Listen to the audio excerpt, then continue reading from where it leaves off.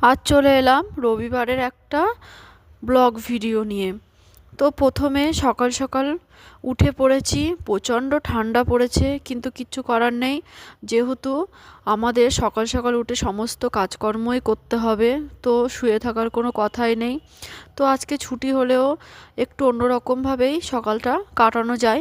তো সকাল সকাল উঠে দেখো, প্রথমে গাছ ছিল টাইম কলে জল আসতে, সমস্ত গাছে জল দিয়ে নিয়েছি একটু। তারপরে ভাবলাম একটু চা খাওয়া যাক, শীতের সময় গরম গরম চা খেতে খুব ভালো লাগে, তো একটু চাটাও খেয়ে নিলাম। তারপরে সকালে আবার টিফিন বানানো, তো সকালে উঠে একটা দুটো এরকম কাজ করতে করতেই বেশ টাইম কেটে যায় শীতের সময়। তারপরে ঘড়ি দেখলেই দেখা যায় যে কত বেলা হয়ে গেছে।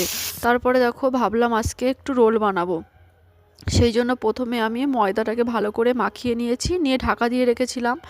তারপরে একটু আমি রোলের ভিতরে পেঁয়াজ আর টমেটো দেবো বলে সেটা একটু ভেজে নিয়েছি ধনেপাতা দিয়ে।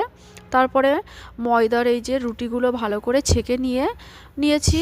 তারপরে ডিম দিয়ে কড়ার মধ্যে ময়দার সেই রুটিগুলোকে ওপর থেকে দিয়ে ভালো করে এপিট ওপিট তেল দিয়ে ভেজে নিয়েছি। তো শীতের সময় রোল খেতে মোটামুটি ভালো লাগে, কিন্তু মেলায় তো গেলে রোল খাওয়া হয়, তো বাড়িতেও মাঝে সাঝে রোল ভেজে খেতে বেশ ভালো লাগে। তো দেখো, আমি, শাশুড়ি মা আর আমার বড়জার ছেলে, আমরা তিনজন খাবো রোল।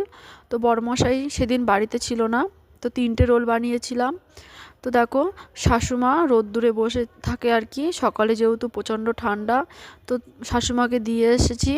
তারপরে দেখো, আমার বড় ভাসুরের ছেলে, তাকেও একটা রোল দিয়ে দিলাম, আর আমি রোলটা খেয়ে নিলাম।